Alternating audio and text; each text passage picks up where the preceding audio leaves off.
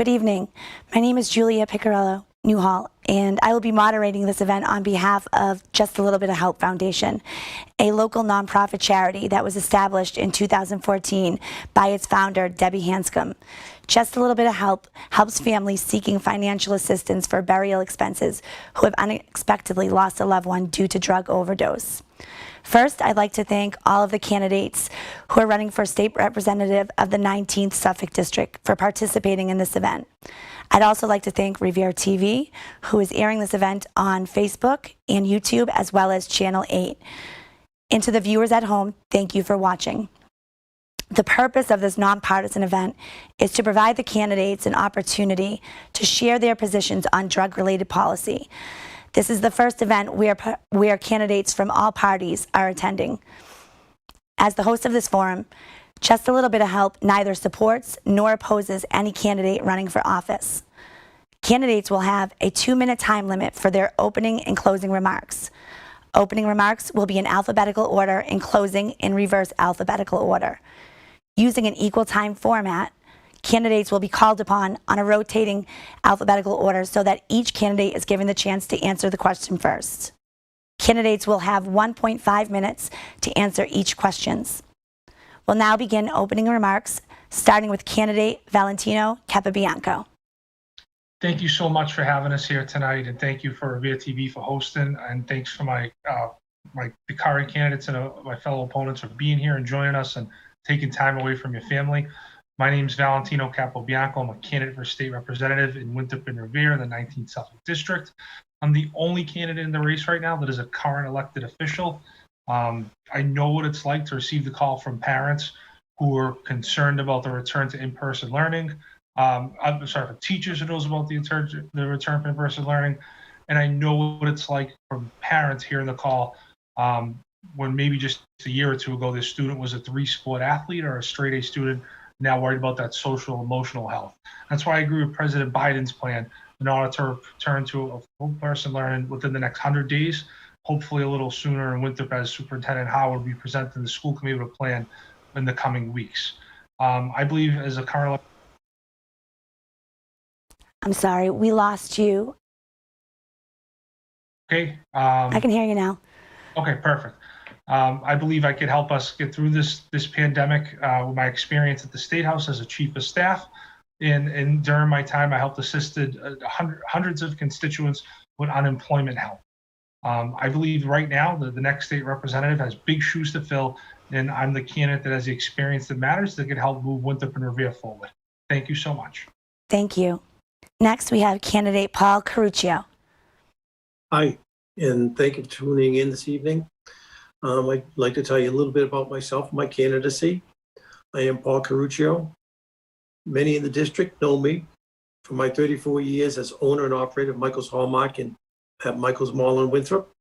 I'm also a competitive runner and swimmer. So whether or not you realize it, you've seen me at some times over the decades running by you. Today I'm here as the only conservative candidate for state representative of Revere and Winthrop. And as state representative, I intend to restore balance to Beacon Hill to help achieve a real two-party system to Beacon Hill. I want to return transparency and trust to politics, and I want to strengthen our community. I understand the plight of our businesses after spending 34 years a private business owner in the previous years of my life with a family business. And I understand how our residents are suffering from the COVID shutdown. We need to restart our state and our communities now. It is imperative that we have a candidate who will grow jobs and revitalize our economy at both the local and state level. We want to get our economy operating at full strength. We want to provide safety and security to our communities. We want to protect the hardworking and vital middle-class citizens of our district. I would deliver on these goals in the process today. I hope I will show you why I am the only candidate that can make a difference on Beacon Hill, and that I'm the best choice for state representative, regardless of your party affiliation, whether you are a Democrat or Republican. So I thank you for attending tonight, and I thank you for the opportunity. Thank you. The next candidate will be Alicia Del Vento. Good evening, and thank you to Just a Little Bit of Help Foundation for putting the time and effort into making tonight's conversation possible. My passion has always been healthy communities. It's led me to pursue a Bachelor's of Science in Health Management and Policy, and currently a Master's in Public Health. It also led me to spend the last 4 years with the Massachusetts House of Representatives. This includes extensive work on the committees of House Ways and Means, which decides the annual budget, healthcare financing, on the COVID-19 Economic Relief Task Force. I see the challenges facing us as connected through the need for an equitable public health approach. We don't have a healthy community if our schools are not funded properly, if our air and water are not clean, if our transportation system is broken, or if the working people of our district can no longer afford to live here. All too often in the conversation about addiction, too many take a top-down approach, solely focusing on the system, rather than focusing on the solution, the experience and stories of our loved ones. We need patients at the center of the recovery system. We all know the current system isn't working, even though so many in our community are working tirelessly day in and day out. The solution to this crisis facing the Commonwealth has to be driven by those that have been impacted. The solution has to meet those seeking help where they are and not erect additional barriers by not being accessible. Those that have been impacted by the crisis have to be the ones identifying the barriers to care and working hand in hand with the next state representative. This is not a part-time job, and I am running because we need a fighter on Beacon Hill. Someone who can roll up her sleeves and get to work full-time to deliver for our district. From day one, you will have a representative who understands the State House, will deliver for us, and will work hand in hand with you to break down barriers in the system. I look forward to working with you all to build a brighter future for Winthrop Revere in the Commonwealth. Thank you very much. Next, we have candidate Richard Facilio. Thank you to the Just a Little Help Fund once again, and thank you for everybody putting this on. Like I say all the time, it's not very easy for independent candidates to get a lot of airtime, so I really appreciate it. My name is Richard Fusillo, and I'm running as an independent candidate for the Suffolk 19 seat. And when it comes down to mental health and drug addiction, it's a bipartisan issue. And there really shouldn't be any partisanship, which is why it's important to vote for an independent candidate who's going to handle it that way, independently, and only for the people. We need to do what's best for the people. And when it comes down to it, I'll give a little anecdote about my life. When I started college, I struggled greatly with anxiety. I had a very hard time dealing with that anxiety. Fortunately, I was able to go get help. But there's many people who are not like me and are not able to get help as easily, which is why it's crucial that we are able to not only expand access, but expand the effectiveness for not only children, but adults and everybody across this great state of Massachusetts. And in order to make this state as great as it can possibly be, we need to make sure that we are taking care of the people's needs. And especially during times like this, during COVID, when people are cooped up in their houses, we need to make sure that they're not suffering. And in order to do that, we need to absolutely tackle this issue of opioid crisis and as well as mental health crisis in this state. Thank you. Thank you very much. The next candidate is Juan Armelo. Good evening, Julia, and thank you for just a little bit of help for hosting this such important conversation and opening up this space to the people in our community. My name is Juan Armelo, and I'm running to be the next state representative from the 19th Suffolk District, and I hope that you will vote for me on March 2nd in the Democratic primary.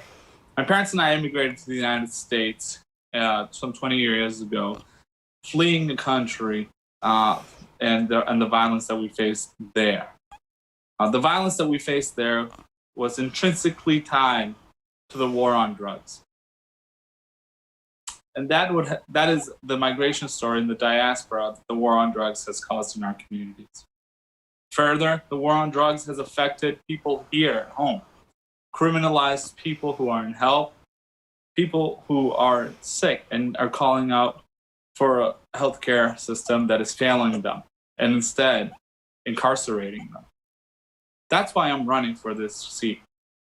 As young as I was in high school, I worked with the North Suffolk Mental Health organization to help people in need, people who were struggling from substance use. Further, as a budget director and legislative director for State Senator Joe Boncory, your current state senator, I helped deliver the seed funding money for the Revere Substance Use Disorder Initiative, which you lead. I've been at the forefront of this issue. And as we look towards harm reduction policies and tackling the invisible wounds of war that many of our veterans have after coming back, we have to have a candidate that is willing to stand up for things like healthcare for all. Because when we stand up for these things, we're telling people who are coming back with those wounds that we're going to not just take care of their physical health, but their mental health. And that plays a great role. Sorry, your time is up. Your time is up. Sorry. For your time. Next candidate is Jeff Turco. Yes, thank you very much. Thank you, everyone, for joining us. Paul, it's good to see you, and Richard, good that you're here with us for this forum. So thank you for that. So my name is Jeffrey Rosario Turco. I am the only candidate in this race that has deep roots in both communities. I was born and raised in Revere, Massachusetts, lived in Revere for 33 years of my life, first growing up on Reservoir Ave. And then after my parents got divorced, living in public housing on Walnut Ave and Coolidge Street before living on Sagamore.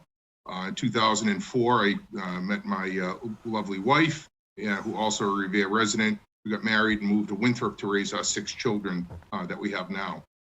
I stayed committed to Revere because I love the community. I was privileged to serve for the last 7 years on the board of the Revere Beach Partnership, including 3 years as its president, helping to revitalize Revere Beach and bring the International Sand Sculpting Festival and the Kite Festival and the road race to Revere. In addition, I've served in the John McCarthy Henry Trifoni Recreation Committee, raising and giving out over $1 million to youth sports in Revere to lower the cost for the kids in the programs so that kids can play sports programs. Because we all know that when kids get off the streets and get involved in organized sports, they learn about leadership development, they learn about working together, and it reduces the risk of them going down a bad path. So I'm privileged to have done that. On the Winthrop side of things, I'm proud to have served as the Winthrop Town Council president, and more recently serve as a trustee of the Winthrop Foundation, where we provide needed assistance to people in need in our community. I look forward to having an opportunity to talk about this very important issue tonight. There's not a family in this district that hasn't been affected by substance misuse disorder, as well as mental health. And I look forward to having a substantive discussion about both the high level discussion about policy, but also the meat and potato issue at the ground level to talk about the needs of people on a daily basis. Thank you for the opportunity. I look forward to our discussion. Thank you very much. Thank you, candidates. We will now begin with the question portion of the forum. The first question, we will start with candidate Alicia Del Vento. How would you define recovery? Thank you. I appreciate that question. I think what's important when we think about recovery is when and where and how. Those who are in recovery for a day, those are in recovery for a month, a year, or 10 years. Recovery is changing and it's fluid, and that looks different for every different person that's been affected. And I think that when we define recovery, we have to be open about what does it look like for that specific person. It's meeting them where they're at. Patients need to be at the center of their recovery. They need to make sure that they're able to thrive, not just survive during their recovery, but thrive, work, live. Mental and physical health, their needs need to be met, and they need to be able to thrive in the community they're at, and no matter where they are in their recovery. I would work day in and day out with our community activists and with folks that are doing this work to make sure that our recovery in our community is reflective of our community members, and it's meeting them where they're at.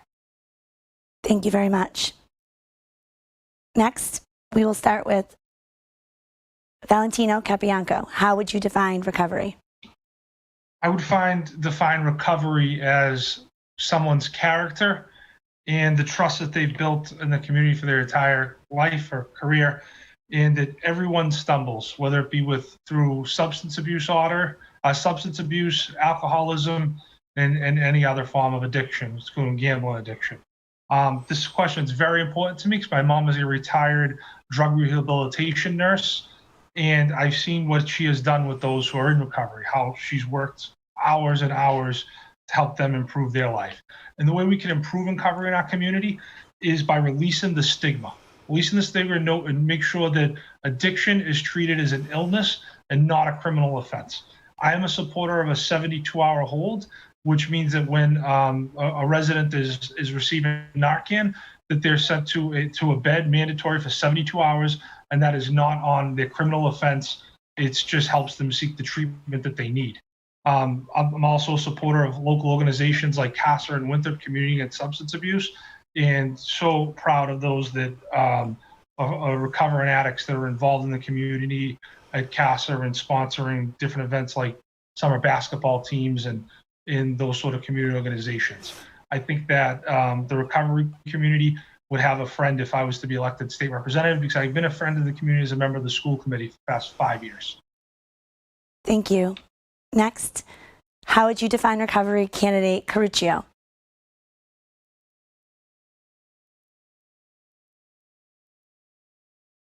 You're on mute, I believe. I apologize. That's okay. I'm back. I would define recovery as an individual who has reestablished those important connections to life, which includes his social, family, and most importantly, his career goals, where he's functioning and he's improving and he's advancing in life. I recently discovered that of the unemployed males in America, 50% of them are using an opioid, which I think is incredibly troubling. And I think the more we can get people back to work and back to a productive career where they can have self-worth and they can advance and they can contribute to the community. That would be recovery. Thank you very much. Next, we have Richard Facilio. How would you define recovery? I would define recovery as, the road to sort of living a full life. And when it comes down to drug addiction, you're really in recovery for pretty much your whole life. We need to make sure as a society that these people in recovery are not going to fall through the cracks. And the way that we can do that is through wonderful organizations like CASA, which I volunteered with, and other public organizations as well as private. It's important to have a combination of private and public organizations that are helping people and not making sure they're not going to fall through the cracks. We need to make sure our mental health system is fully funded and solid. In schools, we need to make sure that we have counselors available for kids who need to talk. Recovery is a fantastic thing, but when it comes down to it, people can be in recovery for the rest of their lives. And we need to make sure that they're not going to fall through the cracks. Thank you. Thank you very much. Next, we have Juan Armelo. How would you define recovery? Hi, Julia. Thank you so much for that question. So I define recovery as coming through as a community, and the community can be here, Revere and Winthrop, or the Commonwealth, to uplift the lives of people who are struggling with the disease. So how do we do that, right? We do that by supporting, which I do, things like the MARC Act, which was introduced by Senator Boncory just this month, which removes punitive measures and barriers that hold back the recovery community. We do that by implementing expungement that's accessible, so that someone who comes out of recovery is not prohibited from gaining access to housing or a job because they have something on their record.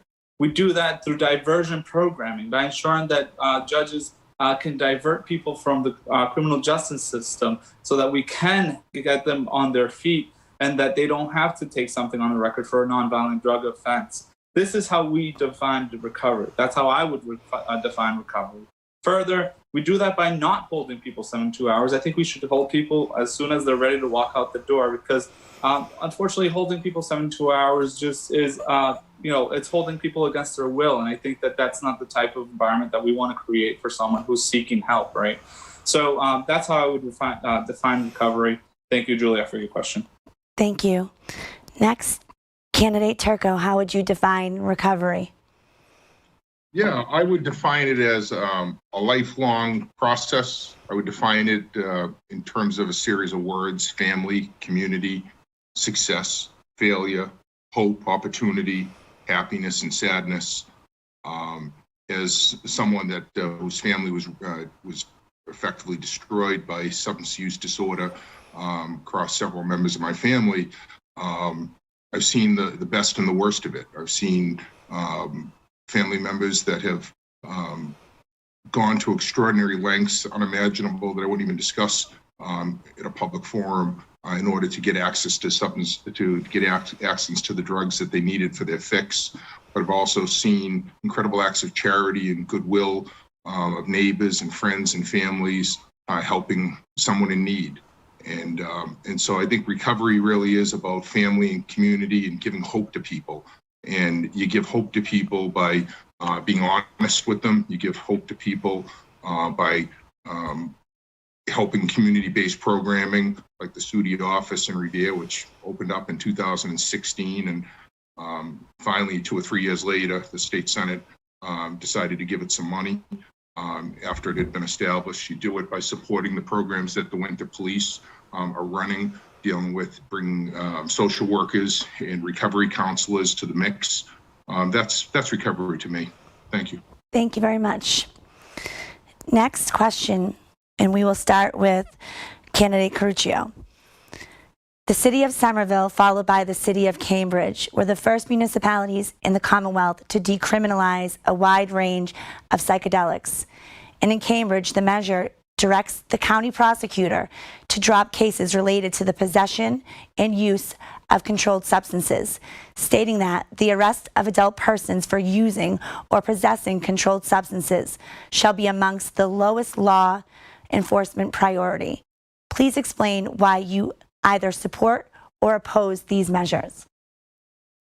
Thank you, Julia. I oppose those measures. I think that we have an epidemic on our hands with the misuse of drugs, whether it's street drugs or prescription drugs, and it ruins people's lives. And to let maybe the uninformed or the young people believe that because it's legalized, that it may somehow be okay to do, or it may be endorsed, or it's not as bad as it is, would be a big mistake. I think that this addiction problem cuts across, as we mentioned before, all socioeconomic levels, all types of households, all communities, and to encourage by example of legalizing any more substances like magic mushrooms would be an incredible mistake. It would be a loss of productivity. It would be a drain on society. And it's would probably be taxing to a penal system. I think we have established recently a drug court for people who are addicted, but I don't think we need, and I think the process is wonderful where they enter them into a 18-month program, but I don't think we need to exacerbate it by legalizing any more substances. So I would be absolutely against it. Thank you. Thank you. Same question, if you'd like me to repeat it, I can, to candidate Richard Facilio. Absolutely. So this is a really interesting conversation to have because on one hand, of course, it's bad. Drugs are bad, absolutely. But these policies can be looked at almost as like a case study because, you know, the people who are going to use these drugs are going to use these drugs anyway. They're going to do it. So when we look at it, we need to make sure that there's less crime. So if it's being controlled, right, then we know that they're not committing a lot of violent acts and crimes for these drugs, and that it's controlled. Now, if you legalize it and make it more taboo topic, what happens a lot of times is there's more of a black market presence. And you see that a lot, and we can go as far back as to the prohibition, is where, you know, you can ban alcohol, but people are still going to get it. People are still going to drink it. It's just going to make it more dangerous. So we need to make sure that there is an outlet for these people who are using these substances. I don't necessarily believe that making them less criminal is going to increase the usage, but it just might make it a safer place. Thank you. Thank you very much. Same question for candidate Juan Armelo. Hi, Julia. Thank you. Do you mind repeating the question? I sure can, yep. The city of Somerville, followed by the city of Cambridge, were the first municipalities in the Commonwealth to decriminalize a wide range of psychedelics. And in Cambridge, the measure directs the county prosecutor to drop cases related to the possession and use of controlled substances, stating that the arrest of adult persons for using or possessing controlled substances shall be amongst the lowest law enforcement priority. Please explain why you either support or oppose these measures. Yeah, thank you for that question. I actually do support these measures. I believe that decriminalization is not about putting substances in front of people's hands.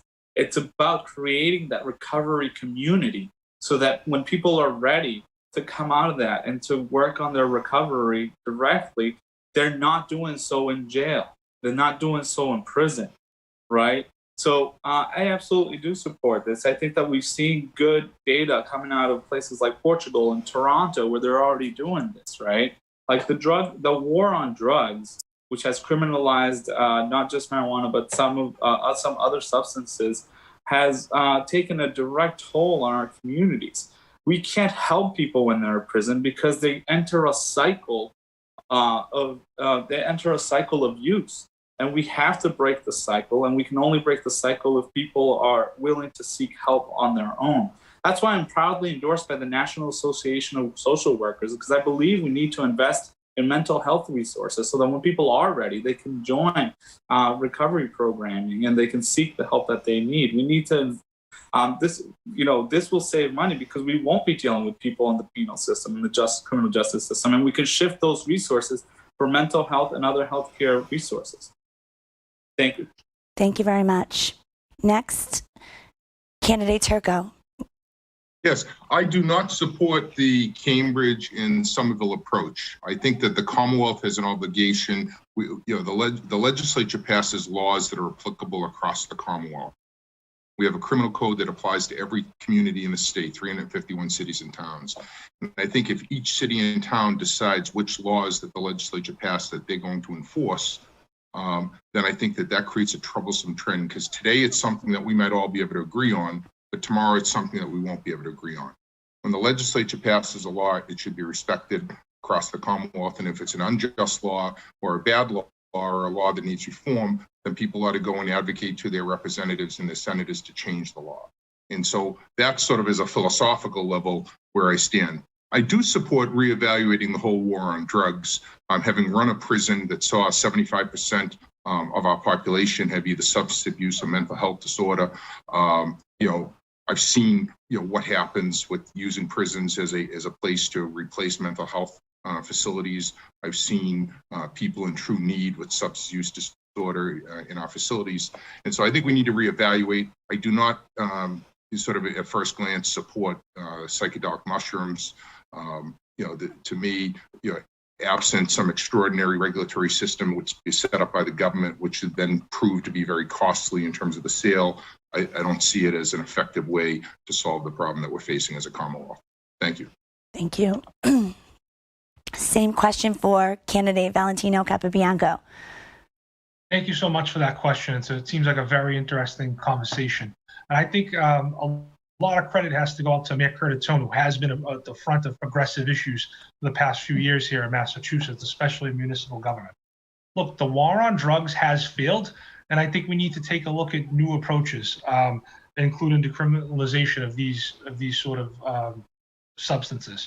I think since marijuana has been decriminalized in 2014 and legalized at a smaller level, we haven't had many issues in Massachusetts in terms of that. But I do support it, and I think that anything we could do to help marginalized communities in terms of addiction and recovery is a positive. And again, Mayor Curtatone has been a leader when it comes to leading the way for progressive issues at the municipal level of Massachusetts for many years now. Thank you very much. Candidate Alicia Del Vento, same question. Thank you. I appreciate it. And I appreciate this question. I've actually been talking a lot in my campaign about decriminalization and how that's where we need to move forward, especially in the harm reduction road. We need to decriminalize these drugs, and we need to do it soon, especially since COVID-19 has exacerbated the epidemic we all knew we already had. And we need to make sure that coming post-COVID-19, we're not jailing more people because of this. If anything, we need to make sure that we're implementing decriminalization policies as well as increased harm reduction policies, and that goes working hand in hand with our nonprofits that are already doing the work. We know that the work that's being done for substance use is done by nonprofits that are usually put together by shoestring budgets. And we know they rely so heavily, whether that's state earmarks, foundation money, and we need to make sure that we're investing in those groups that are already doing so much of this work to continue on a path of harm reduction, to better our communities and make sure that we're not continuously diverting these folks to jail and having them end up in a cycle of criminal justice system. Thank you very much. Next question, we will start with Richard Facilio. The first question is recovery-oriented systems of care. States like Connecticut have successfully transformed their behavioral health system by developing a recovery-oriented system of care, which is a framework for coordinating multiple systems, services, and supports that are person-centered and designed to readily adjust to meet the needs of the individuals in their chosen pathway to recovery. As state rep, how would you champion system transformation? Absolutely. So the important thing to realize is that everybody is different. Not one recovery is necessarily the same as the other. So it's important that we have the resources that will be available to everybody that is tailored individually to everyone's individual needs, because one drug addict might not have the same needs for recovery as another. So we need to make sure that not only we're having these systems in place, we need to make sure the cost of this is not being put on to the people who it is affecting. I was very fortunate to have a lot of my treatment for my anxiety covered by insurance. A lot of people aren't so lucky. So we need to make sure that our insurance systems are geared to helping more with mental health and substance abuse. And we need to make sure that they're covering the cost and burden that they're placing on people and families. Thank you. Same question for candidate Armelo.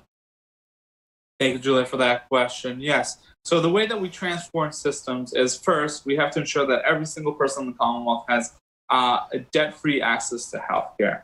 That is one of the main things, and that we're investing heavily on mental health and recovery health systems, right? I think that's why it's so important. As a labor leader, I sit across the table, and oftentimes we talk about healthcare and how costly it is, but it's more costly to have an action around these issues. And when we talked about earlier about how we define recovery, and a lot of folks, I heard community, we have to transform systems so they feel like a community for people in recovery.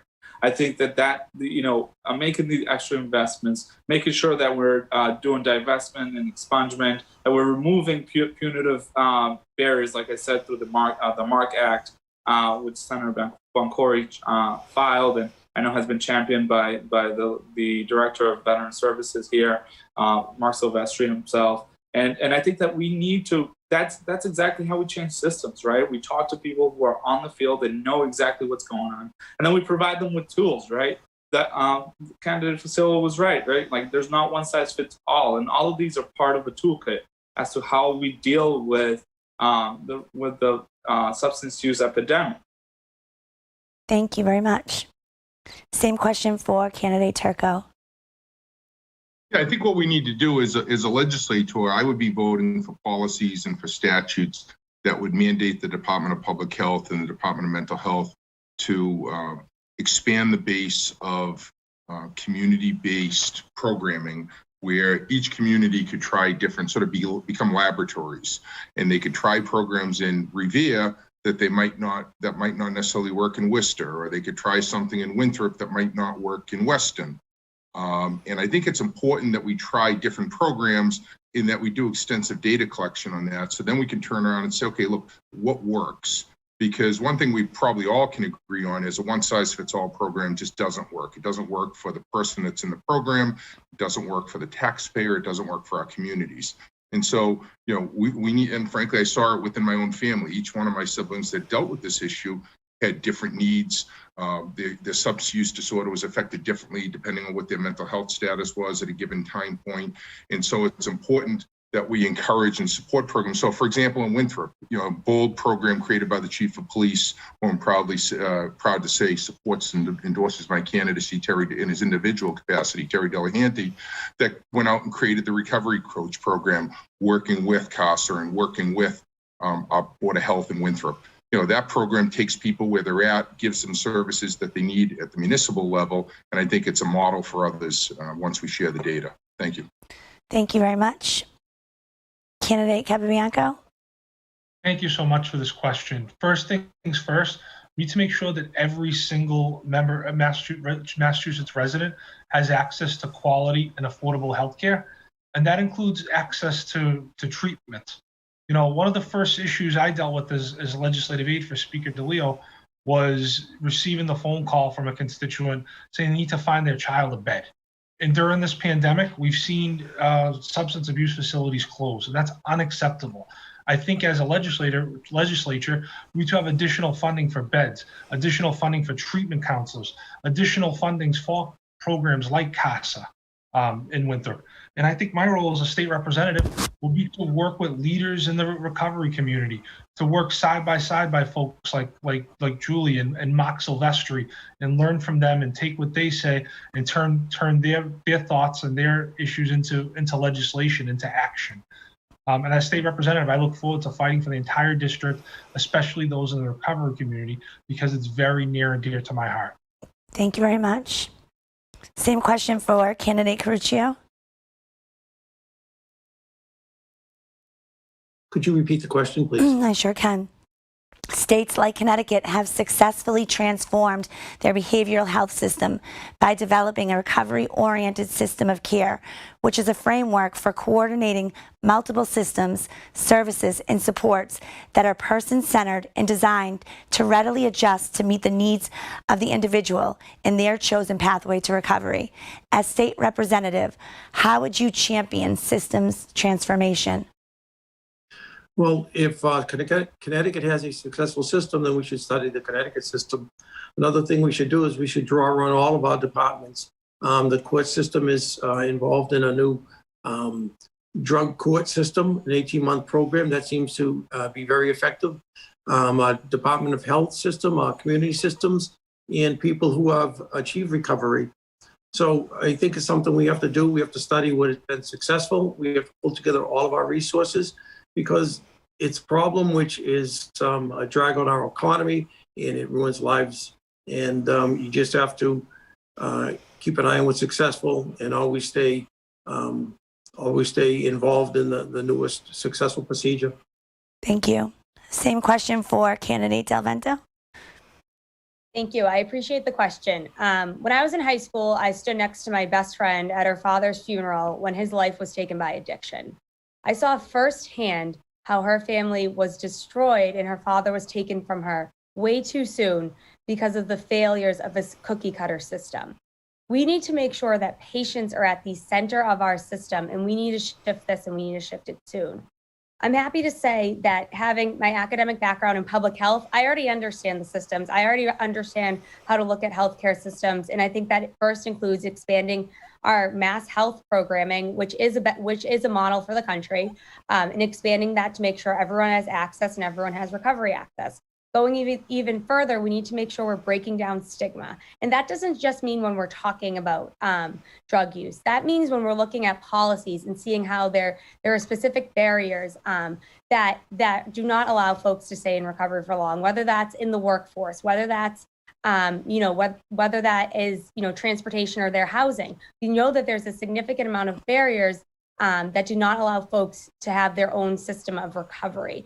And I think this approach on a legislative level has to include working with advocates and people like Nikki Silvestri at the SUDI office, and working hand in hand with Senator Boncory, who's already doing this work, to make sure that we have a community-centered approach that's also data-driven and also systems-driven. This is going to have to make sure that we're reevaluating the systems of care. Thank you very much. Starting with our next question, we will start with candidate Juan Armelo. It's on housing. The war on drugs has forced families from their homes and prevented people from finding stable housing for decades. However, research shows that providing immediate housing and access to supportive services without requiring abstinence from drug use, models like the Housing First model, is cost effective and improves the community's health and safety. As state rep, what will you do to ensure that substance abuse is not a barrier in access to housing?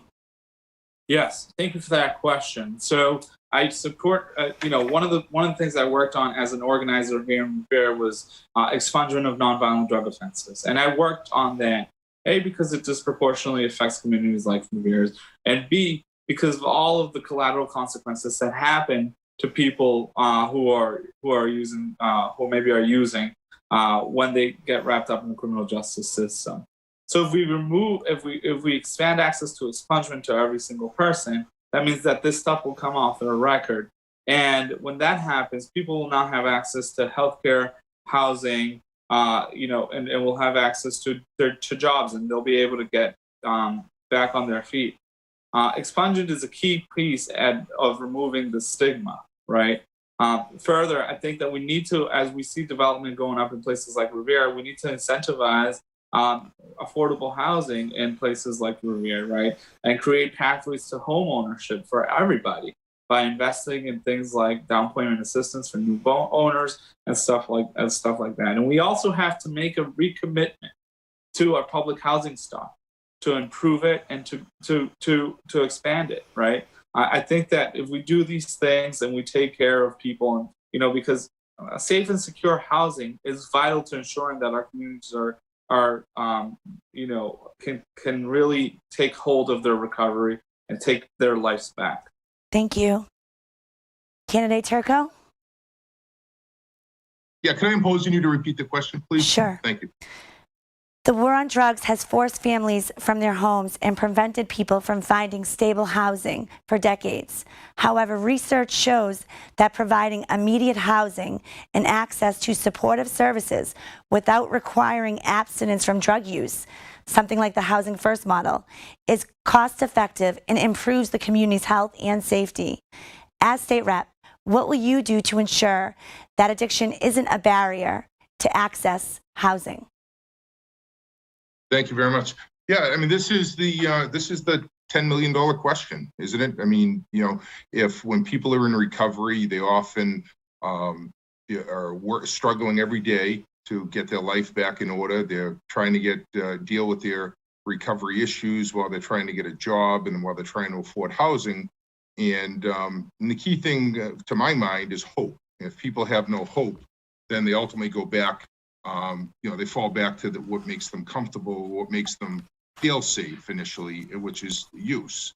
And so, I've talked about this before. A childhood friend of mine called me up at the beginning of this campaign and said, Jeff, I'm in recovery. I'm married with 2 young children. And if I didn't have a family home to go back to, where would I go to? Like in Revere, Winthrop, Lynn, you can't get an apartment for a family of 4 for under $2,500.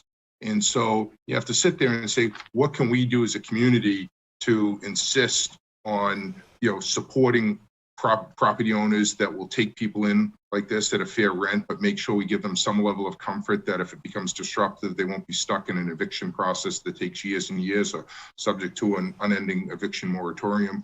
What can we do to build new and improved public housing stock that will make beds and housing available for people? So these are things that I think that we need to work on to address the issue. Thank you. Thank you very much. Same question for candidate Capianco. Thank you for the question. I think this is another prime example of how the war on drugs has failed drastically in this country for many years now, and that's been apparent. In 2010, Governor Deval Patrick and the legislature implemented CORE reform. I think we need additional CORE reform that removes certain barriers in terms of substance abuse in order to receive public housing. I also support expanding the eviction moratorium, which I believe expires at the end of the month. This would protect renters, many of which live in public housing right here in Massachusetts. And I also support additional programs that allows us to invest in jobs and education and not jails and incarceration, which I think would definitely help working class families throughout Winthrop and Revere. In order to make additional public housing more appealing in Massachusetts, right here in this district, I fully support implementing the Blue Line to Lynn, which would make it easier for many of our students to attend North Shore Community College and easier for our housing guests to attend work in downtown Boston. Thank you so much for the question. Thank you. Same question for candidate Caruccio. Thank you. I think you'll find on many issues that I am very cautious about wasteful spending. However, I think when it comes to substance abuse, that it is so costly for our communities and our Commonwealth that it's something which we have to invest in and will pay rich dividends. Also, the substance problems affect the safety of all of our residents. It affects crime, and it costs us money. So I would be in favor of ensuring that we have facilities for people who aren't completely clean. The only thing that I would do would make sure it's not a revolving door. So we need to provide those for people. And the other thing we need to do is when people are gainfully employed, there's less of an impulse to fall into that lifestyle, to get into people who are a bad influence. And I think we need to retain a strong economy, and we need to educate people so that they are qualified for good jobs and there's less temptation to fall into the drug abuse syndrome. Thank you. Thank you. Same question for candidate Del Vento. Thank you. Would you mind repeating the question? I can, yeah, sure. The war on drugs has forced families from their homes and prevented people from finding stable housing for decades. However, research shows that providing immediate housing and access to supportive services without requiring abstinence is a cost-effective model and improves the health and safety of the community. As state rep, what will you do to ensure that addiction is not a barrier to housing? This is a clear example of the type of institutional stigma folks face and a reason why we need to invest in affordable housing as a core component of not only building healthy communities, but economic opportunity and social mobility. This goes hand in hand with the definition of recovery I gave earlier. We have to meet folks where they're at, and it's doing a disservice to our friends and neighbors when we put in these stigmatized types of barriers, such as having them not use, and such as having these requirements specifically around affordable housing. The only way that folks are going to be able to thrive on their recovery journey is if they have a roof over their head, they have transportation to their job, if they have clean air to breathe. We need to make sure that this is a holistic approach, and we need to meet folks where they're at, and as well as continuing that beyond. We have to make sure that when we're looking at our housing stock, when we're looking at development, a portion of commercial development revenue should always go back to the community to lower the cost of living here, to allow for our communities to thrive and grow, and to allow for working class folks to continue to live in Winthrop and Revere. We need to make sure our growth does not push people out. But I think the core part of this is breaking down those institutional stigma and those barriers, specifically like these requirements, with affordable housing. Thank you very much. Same question for candidate Facilio. Absolutely. So when we look at this, it doesn't take an expert to realize, when someone doesn't have a home to go to, that it's going to create more problems, especially when someone's already suffering from drug abuse and is trying to make a recovery. A huge part of recovery is having a place to call home. I know myself, when I was struggling with anxiety, the one thing that kept me in the game the whole time was, I'm going home at the end of the day. I have a roof over my head. I have people taking care of me. I know I'm going to be okay. But, this question works perfectly in tandem with all the other questions that have been asked. We can provide housing, but if we don't have the systems in place to help people, then it's not going to be any good. It's just going to be more of a waste of money. But a lot of people don't understand that if we invest more now into our mental health systems, into our drug abuse systems, and help people recover now, and we spend that extra dollar now, we're going to be spending a lot less money later. Because there's what happens is, we have that same burden on our that same cost burden on our plate every year. But if we can increase the effectiveness of our mental health system and our drug abuse recovery system, then that's going to bring down the cost later because less people are going to be suffering. Thank you. The topic of stigma has come up multiple times tonight. Candidate Turco, as state rep, what do you think the best way to address stigma would be? Well, I'm going to tell you a very personal story of how I think you address it. I was sitting down, I've talked about substance use disorder and how it's affected my family during this campaign. And I was sitting down with doing the video that people have seen out in the campaign, and the campaign consultant and the videographer started asking me questions about where'd you grow up? And that's where we talked about the housing project. And consultant said, well, how come I didn't know that? I've known you for 8 years. We've been friends. And he said, what else don't you know? And then I said, he said, why is substance use disorder so important to you? And I talked about the fact 3 of my siblings have died of overdoses, including 2 of them, one as recently as December 5th. And he said, Jeff, why haven't you told me this? You need to tell this story. And I said, it's personal. It's my, I don't like to get into that. He says, you need to tell people the story. So it sort of dawned on me while we're sitting there having that discussion, do I really want to do this? Do I really want to make this, an issue in the public? Because I have 6 children and I don't want to have to sort of get into too much of this discussion with them. But then, I talked to my wife about it, and we said, you can actually make a difference in the community by letting people know that even somebody that, has run for office before, has never discussed this, has been, has had the family torn apart by this issue. And you can help end the stigma by talking about it. And so we made the decision to talk about it in this campaign, and hopefully it's helped people realize they're not alone. Thank you. Thank you. Same question for candidate Valentino Capianco. Thank you. I believe we could end the stigma on addiction by trust and forgiveness and making sure that treated that substance abuse is not a criminal offense. It is an addiction. And I think when we spend the time to have conversations with friends and family members about mistakes that they've made during this addiction and what they've done, it could help lift them up. And I think the way we help lift them up is by giving someone a hand up, not a handout, access to a job, access to a driver's license, access to housing, access to a good meal. And most importantly, give that person a hug and tell them you love them and that everything's going to be okay. And I think if we're compassionate people to everyone in this community, that's how we can get through this together.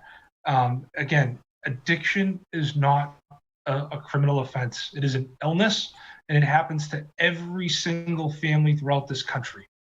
And if we have those conversations and just give someone a hug and work within our community, we can help fight this battle together. Thank you. Same question for candidate Caruccio. Thank you.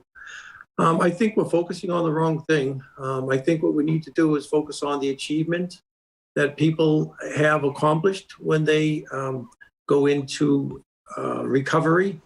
For anybody who knows the 12-step program, and people are successful, and when they get their coins, it's something to be very proud of. And I think we need to promote the success and achievement by achieving that recovery.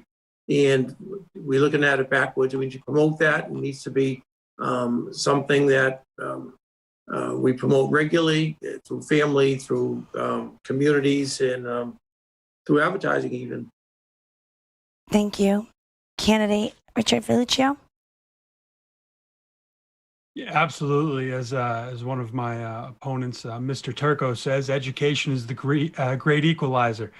So education, education, education. We need to be teaching this in the schools. It needs to be taught from a young age that, drug addiction is an illness, and it's not just drug addiction, mental illness. We need to remove the stigma from these things because so many people suffer from these things in our daily lives that we need to make sure that they are able to go get that help. Almost half of the people who suffer from mental illness alone don't go get help. So we need to make sure that they're willing and wanting to go get help. And that all starts with the education on this is normal. If you have these problems, it's an illness. You're not a freak. You're a normal person. You have an illness and that needs to be treated and you need to go seek help. And the best thing that we can do it is education. Thank you very much. Candidate Horiglio? Hi, yeah, thank you for the question. So about removing the system, right? If we're committed to removing the stigma. If we're committed to removing the stigma, we have to be committed to creating the institutions and supporting the institutions that are going to uplift people who are in recovery. We also, that means providing safe and affordable housing. That means providing free transportation and healthcare. That means having an education campaign to ensure that people understand, and so that we can start thinking of this as the disease that it is instead of a moral failing, which is not. These are things that we can do on the day-to-day, but that we can show as a community, as a Commonwealth, and as the 19th Suffolk District, right? That we're invested in removing the stigma by removing punitive measures so that people have access to healthcare and have access to housing, by ensuring that we're dealing with the invisible wounds of war for our veterans that are coming back, right? By ensuring that we're doing expungement and diversion, right? These are things that more than saying we're going to remove the stigma are physically removing the stigma by creating strong institutions that support that statement. Thank you. Candidate Del Vento? Thank you. I appreciate the question. I think there are a couple things we can do and we need to do. We need to implement big structural changes in our laws and our policies, recognizing that housing is a human right and working towards providing housing for all that doesn't rely on restrictions like we just talked about in our previous question. Additionally, we need to change our education system away from teaching those about abstinence of drugs and move towards an education of harm reduction. This is how we're going to diminish stigma at a young age and through our education system. We also make sure that we're releasing those that are on marijuana charges. We need to make sure that we're releasing those that were wrongfully incarcerated, because with those actions, we need actions when we take down stigma. We're gonna break down some of those barriers that have been built up in our society. Additionally, I talked about this in my COVID-19 plan. We need to expand our mental health and substance use, funds, and how we do that is working with our veteran service officers, working with our school systems to make sure that we're expanding the funding. This needs to happen in the FY22 budget. We can also use federal funds coming from the COVID-19 CARES Act to make sure that the folks that are already doing this work to break down the barriers have the funds and can expand their services, especially after the pandemic when this issue has been exacerbated. Thank you very much. Starting with candidate Capianco. Per the 2016 Chapter 55 opioid report, people who are civilly committed under Section 35 were twice as likely to die of opioid-related overdoses than those with a history of voluntary treatment only. This session, there are 4 bills filed at the State House that would allow emergency care facilities to hold a person experiencing an opioid-related overdose for a period of up to 3 business days for treatment, evaluation, and counseling. Do you support this type of involuntary civil commitment for substance use disorder without judicial involvement? Yes, I do support this. I said it earlier. I believe it's called a 72-hour hold. But the importance of this is I don't think it should affect a person's criminal record. I think that when an individual just not can and then, sort of let go, walk freely, it doesn't really do anything. I think it's perfectly reasonable to hold someone for a 72-hour period and make sure we give them the opportunity to have that moment of clarity, to get help, to make sure they have that opportunity to seek a bed, that opportunity to get clean. I think that's definitely a good piece of legislation, and I know it was debated in the Senate about 2 years ago. I believe it was an amendment from Senator Collins, and it was voted down. But that's definitely something that I'm supportive of, and I think it would help those that are struggling in addiction. Again, most importantly, as long as it is not on their record as a criminal offense. Thank you. Same question for candidate Caruccio. Yes, thank you. Yes, I'm absolutely in favor of that as well. I know many years ago, I had a friend who suffered from mental health problems, and he was held as well against his will. And in fact, drug problems and mental health problems are often connected. But when you have a person who is going to leave a facility and they're going to immediately get another fix and their life is in danger, I just think it benefits everybody, and I would absolutely be in favor of that. Thank you. Thank you. Same question for candidate Del Vento. Thank you. I appreciate the question. No, I do not support a 72-hour hold. And this goes back to previously when we were talking about a patient-centered recovery. These are issues that are part of our system that are not working to help folks on their own journey of recovery. After talking to folks that are doing this type of work, we need to make sure, like I said earlier, we're working towards harm reduction. And holding folks against their will is not working towards harm reduction and working hand in hand with the patient that is experiencing this disease. So I don't support this measure, but I'm excited when elected to work with communities in the recovery, community activists in the recovery community to make sure we're implementing compassionate and holistic policies to make sure that our patients are at the center of their recovery journey. Thank you so much. Same question for candidate Facilio. So we can talk all day about, the policies that we can enact and, what we can do for others. But when it comes down to recovery, it's, the patient at hand. They have to want to recover. Nobody can tell them to recover. They have to be able to make that decision on their own. So when it comes down to those policies, that's something I'd have to talk to the experts about. I have to talk to people who actually know, who have suffered, who understand the topic. I can't sit here and pretend I know that struggle of being held against my will. I never, when I made the decision that I needed help with my anxiety, I made that decision on my own. Nobody else made that decision for me because they can't. It's on you to make that decision. Once we can, but what we can do is provide them with all the resources that we possibly can in order to make that decision easy for them and remove that stigma of having to make that decision. Thank you so much. Same question for candidate Armelo. Hi, thank you for the question. I answered this question at the beginning of the debate of the forum. I do not support a 72-hour involuntary hold. I think that if we're really to trust the people in recovery to take a hold of their recovery, then we can't hold them against their will, right? I agree that we have to have a patient-centered approach. We're dealing with a disease here, right? And just like if I broke my arm today and went to the ER and for whatever reason felt like I actually didn't want to receive treatment at that time, they wouldn't hold me back.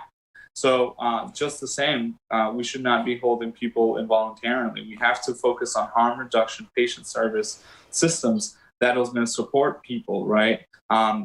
Just the same, we were just talking about removing the stigma and punitive measures, right? Like that's why I don't support, for example, mandatory non-use for housing, right? Like what we talked about a little bit earlier, right?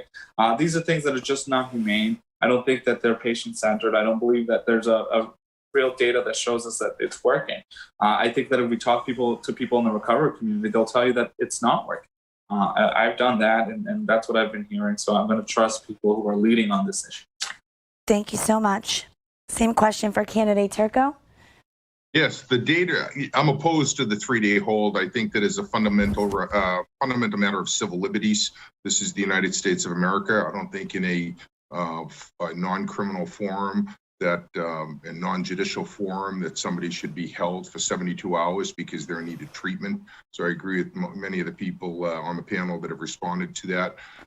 I think that my research shows, and the research that I've read shows that if people are held for 72 hours, they actually get out with an increased risk of overdose rather than if they're let out immediately after they're stabilized. So I think we need to look at data when we make decisions rather than sort of what sounds good when the data contradicts what sounds good. The second thing I would say is some 40 plus states allow people to go get treatment and then be assigned to outpatient treatment. And I think we need to encourage and we need to encourage that. The other part of this is when you get into the Section 35 process, people, non-criminal setting, people can be shackled, handcuffed, and it becomes a degrading process rather than something saying that we as a community want to help you.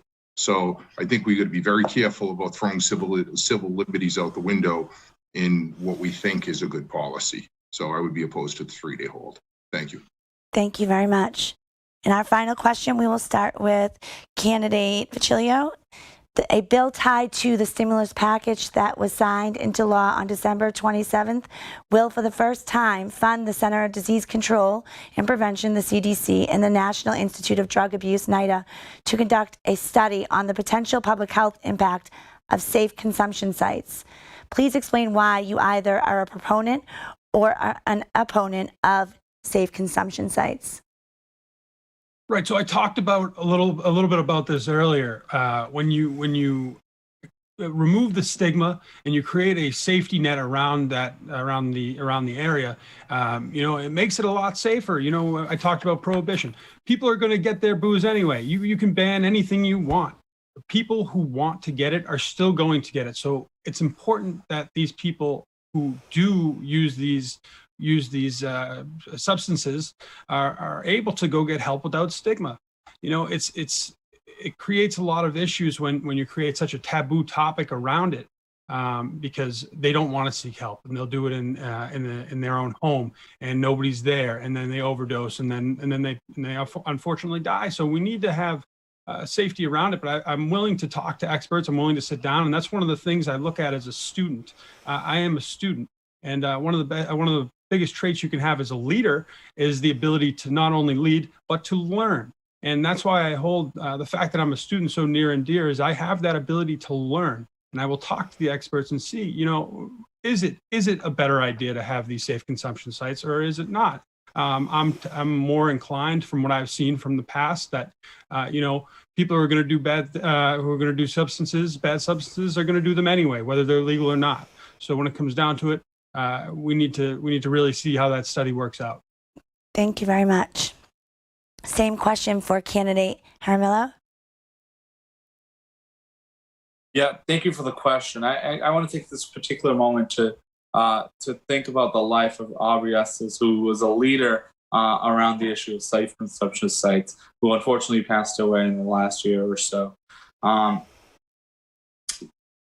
We have to take a compassionate approach to dealing with this disease. And I think that if we talk to folks in our communities who are struggling with recovery, they'll tell you that after the first hour or so after they're high, they want to stop. And if we can grab them at that point when they're thinking about maybe they need to actually seek help, then we need to be able to have the resources available for them to do that. That's something that's kind of already happening at places like BMC, right? Where although it's not a safe consumption site, there's some sort of supervision that is happening, that we're handing out needles so that people aren't getting sicker for other reasons, that we're attentive so that if someone does overdose, we can Narcan them right away. I think it's a matter of public health that we start thinking about safe consumption sites. I think that it is yet another part of the toolkit that we can use to implement in the Commonwealth to ensure that our recovery community feels supported as they're trying to join to get clean, right? Thank So you. I have to Time's up. take care. Candidate Turco? Could you repeat the question, please? I sure can. Thank you. A bill tied to the stimulus package that was signed into law on December 27th will for the first time fund the CDC in NIDA to conduct a study on the potential public health impact of safe consumption sites. Please explain why you are either a proponent or an opponent of safe consumption sites.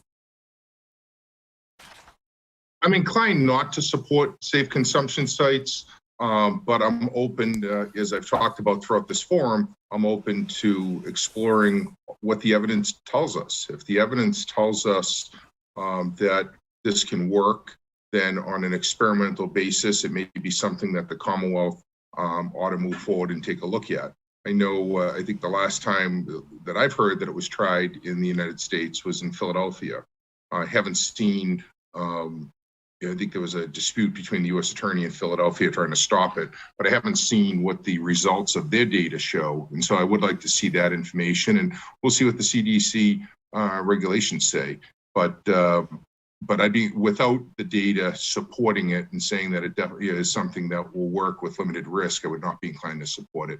But I would be inclined to do a system-wide reevaluation to make sure that we give every opportunity for people who are in crisis to be able to get out of crisis and have the necessary support and the necessary beds and the necessary outpatient services and mental health services and medical services. Thank you. Thank you. And just to note on for consideration that in Canada, safe consumption sites have been very effective, and there's a lot of research available for candidates who do want to look into it. Same question for Valentino Capianco. Thank you. This is a very important question, and something's going to be quite topical during this legislative session. I am supportive of safe consumption sites. I do worry about the example it might set for children having a safe consumption site in the area. However, when you talk to the experts, they make it very plain and simple. Safe consumption sites save lives. That's a and there's a personal story that really made me in favor of it is Kate Donahue, who was a former member of the Democratic National Committee and a dear friend of mine, lost her son, Brian, a few years ago to addiction. He lost his battle. And her personal story is that if she believes that Brian had a safe consumption site, it might have saved his life. And hoping that he will have that moment of clarity at another point. But the important thing is his life would have been saved. I know that Labor Secretary and former Mayor of Boston, Marty Walsh, who is also a leader in the addiction community, is in favor of it. And I give him credit for being one of the first local elected officials to come out in favor of this. But again, our job as legislators is to listen to the issues, and listen to the experts, and the experts will tell you plain and simple that safe consumption sites save lives. And as I think that's something that we need to be supportive of. And as a rep, I would be in favor of this legislation. Thank you very much. Same question for candidate Caruccio. Thank you. I would not be in favor of safe injection sites.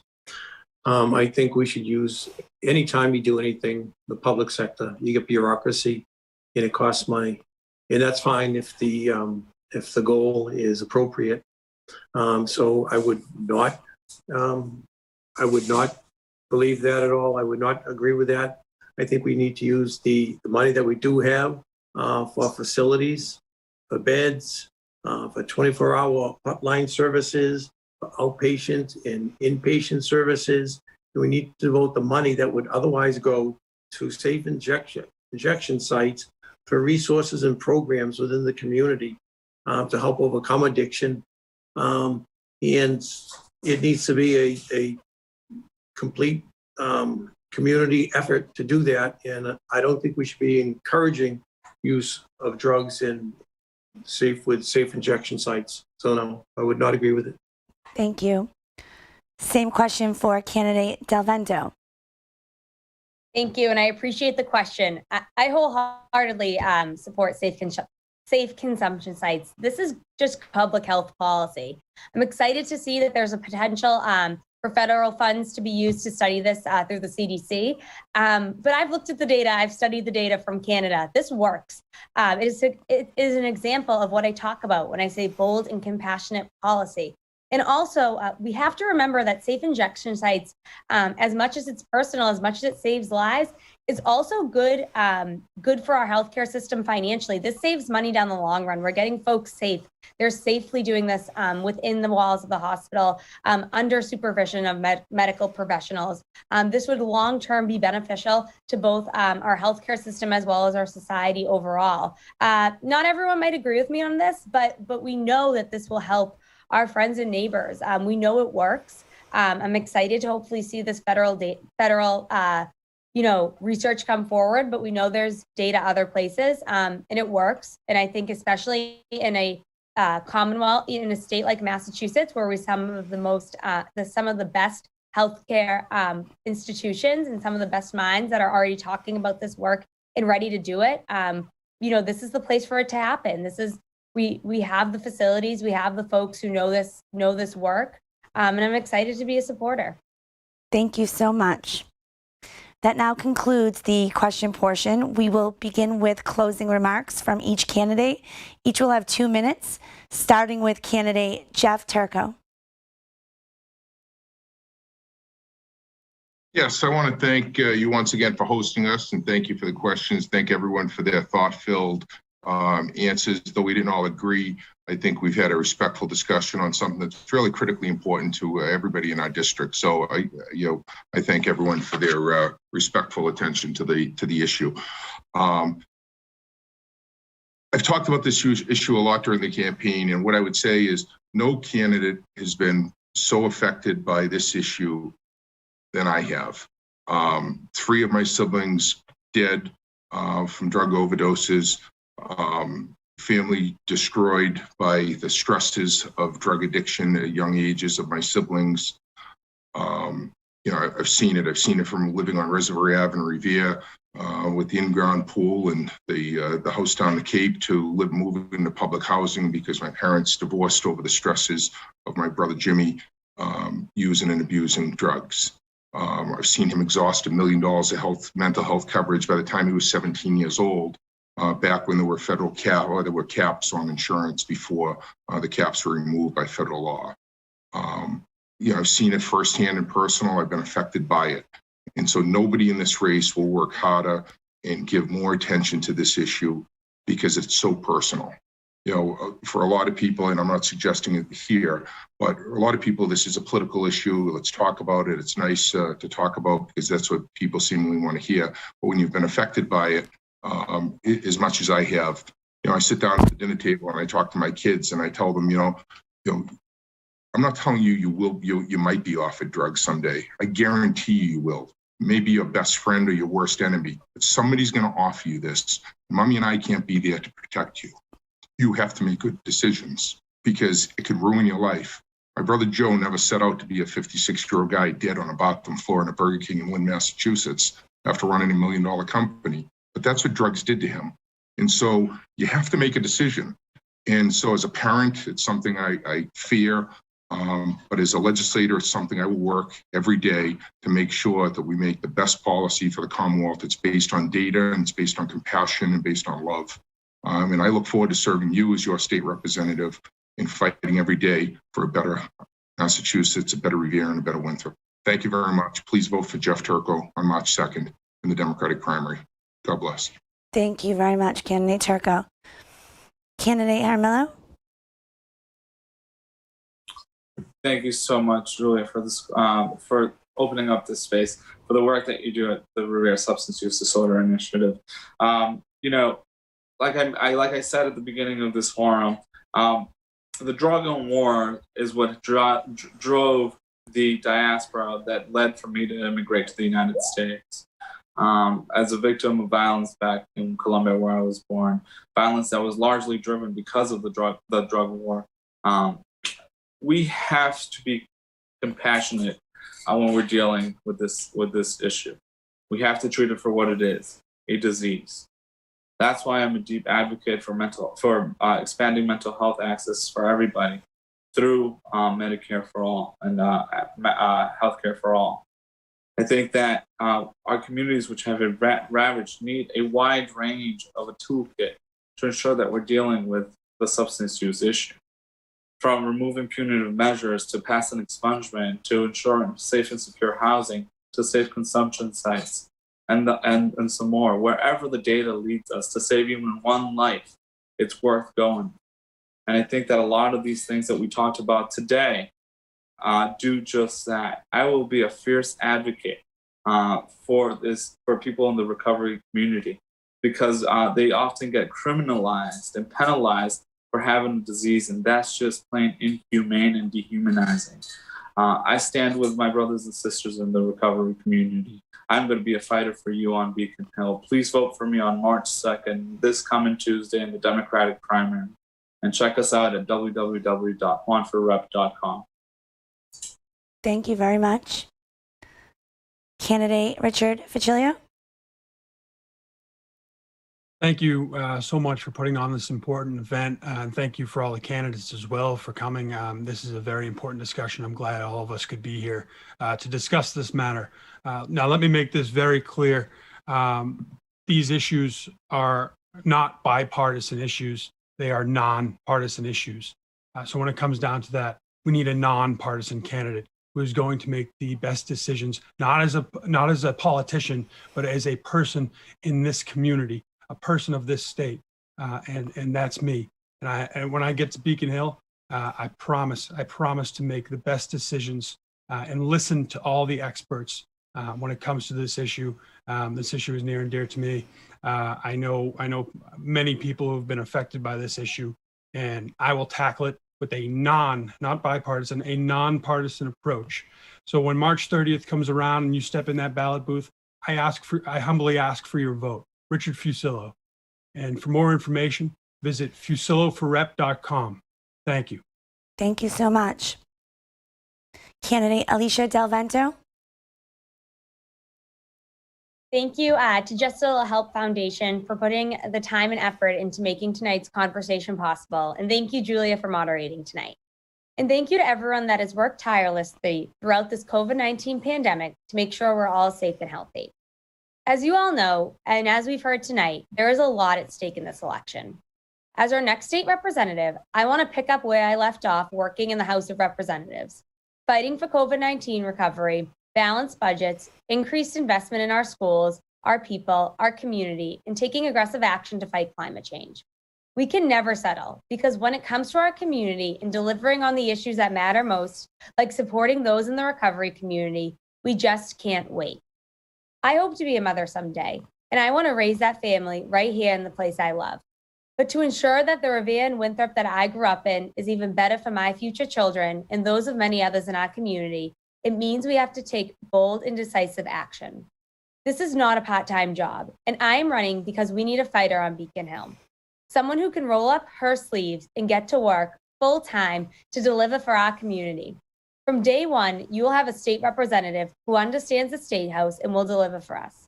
I look forward to working with all of you to build a brighter future for Revere, Winthrop, and all of the Commonwealth. Thank you for your time, and come next Tuesday, March 2nd, I would be honored to have your vote as our next state representative. Thank you. Thank you so much. Candidate Paul Caruccio. Yes. Well, thank you, Julia, and Just a Little Help for the incredible, impactful workshop in the work that you do. Even though we differ on some of the solutions, it's a great opportunity to have this discussion, and it's a very important discussion.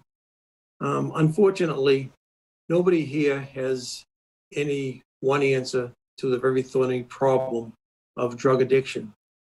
If we did, it wouldn't be that addicted person in the doorway, it wouldn't be ruined families, and there wouldn't be ruined lives. This is a problem that every community has across the Commonwealth and across the nation. And we need to devote the energy and resources to do that and to tackle this problem and look at what solutions are successful and adopt those and which solutions are unsuccessful. First of all, I don't think that we should encourage the use of it, and we should devote our resources. And the problem is we don't always have those resources. The resources only come from strong economies. So we need to ensure that we have a strong economy, so we have the resources to devote to resolve this problem. The other thing we do need is we need jobs, because when people have jobs, people are less inclined to become involved in addiction. We need to do this as a community, and we need to ensure that everybody has success and they have an opportunity to get help when they need. And we need to look for all solutions and devote resources to accomplish this. Thank you. Thank you. Candidate Valentino, Capianco. Thank you so much for organizing this very important forum on drug policy this evening, and thanks for my opponents for sharing their insight on the issue. Special thanks to Mr. Turco for having the courage to share his personal story. You could tell in your words it's not easy for you, and I think you deserve a lot of credit for that. I think in this race, experience matters. I've been an elected official in town of Windsor for the past 5 years. I've taken the tough votes. I've taken the tough stands. And I've taken all the hits, and I'm still standing here as an elected official, worried about this district and ready to fight on day one. As an elected official, a member of the Winthrop School Committee, I worked with our school resource officer to help our students, to make sure that in realizing that just say no doesn't work. I volunteered with CASA, and I've done that in a lot more ways than just showing up and getting my picture in the paper and as a sponsor. I've done the real work with these organizations. Constituent service in this race matters. I've done the work as a chief of staff. I've done the work as a school committee member and a legislative aide for Speaker DeLeo. I know what it's like to take that phone call when a constituent has a problem. I then make that call to resolve the issue. I've done that throughout my entire career and throughout my public life. My name is Valentino Capianco. I ask you to take a look at my website, tino4rep.com, or give me a call on my cell phone at 617-874-7169. I'm asking for your vote on Tuesday, March 2nd. Thank you. Thank you very much. That concludes tonight's forum. Thank you again, candidates, for participating. And thank you to those at home who watched tonight's event. Enjoy the rest of your evening. Good night, everyone. Thank you.